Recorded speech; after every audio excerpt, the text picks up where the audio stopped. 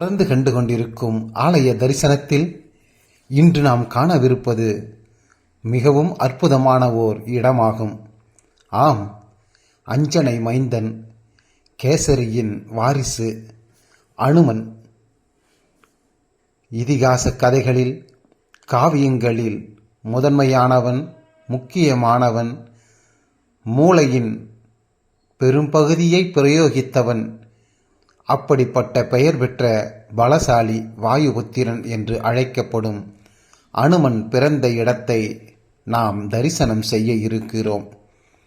இராமாயணத்தில் அனுமன் பிறந்த இடம் குறித்து பெரிய வரலாறுகள் பதிவு செய்யப்படவில்லை.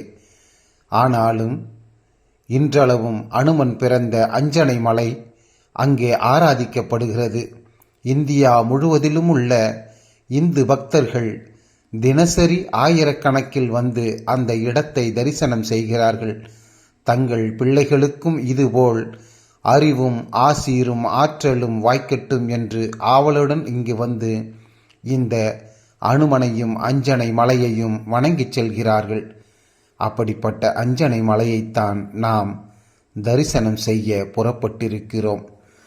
கர்நாடக மாநிலத்தில் விஜயநகர மாவட்டத்தில் அமைந்திருக்கும் ஓர் அற்புதமான மலைத்தொடரில் இருப்பதுதான் இந்த அஞ்சனாத்ரி மலை.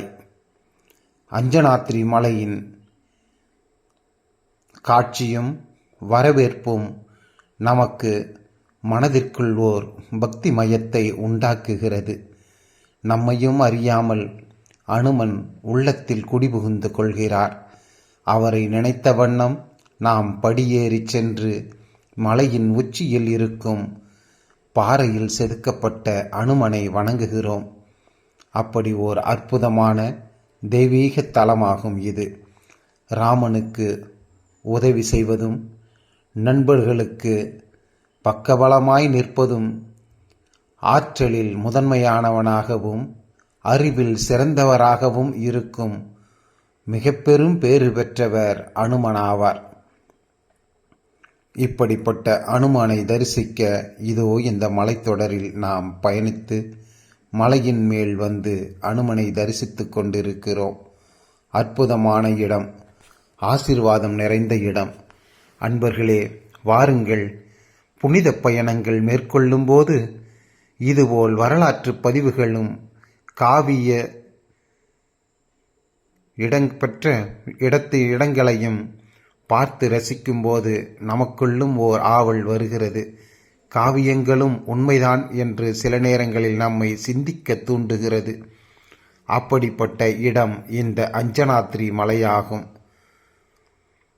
தொடர்ந்து காணும் ஆலய தரிசனங்களில் இப்பொழுது நாம் கண்டு கொண்டிருப்பது ராமர் கடந்து வந்த பாதை. அதாவது ராமர் அயோத்தியிலிருந்து சீதையை மீட்கும் வண்ணமாய் ஸ்ரீலங்கா செல்லும் வரையில் இருக்கக்கூடிய பாதையில் அமைந்த ஆலயங்களின் வரிசையில் அமைந்த ஒரு சில ஆலயங்களையும் அந்த இராமாயண பதிவில் இருக்கக்கூடிய நிகழ்வான இடங்களையும் கண்டு தரிசிக்க இருக்கிறோம்.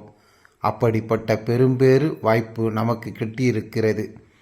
இதோ அஞ்சனாத்ரி மலையின் உச்சியின் மேல் இருக்கும் அனுமனை தரிசிக்க பயணித்து கொண்டிருக்கிறோம். இன்னும் சில 10 அடிகள் கடந்து சென்றால் அனுமனை தரிசிப்போம். அருமை நண்பர்களே, அனுமனை பற்றி பேசிக்கொண்டே இருந்தால் அவருடைய புத்திசாலித்தனத்திற்கும் பேச்சு சாதுரியத்திற்கும் அவருடைய அளவிலா ஆற்றலுக்கும் நம்மால் ஈடு கொடுக்க முடியாது. ஆனால் நமக்குள் ஆசை பிறக்கும்.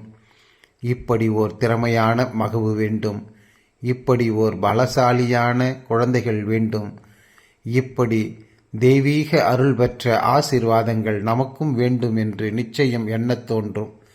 அப்படிப்பட்ட வரங்கள் கிடைப்பதற்கு இதுபோன்ற ஆலயங்களை தரிசனம் செய்வோம்.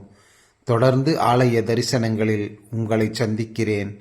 இதோ அனுமனை தரிசித்த நன்றியோடு வணக்கம், வாழ்த்துக்கள். தொடர்வோம்.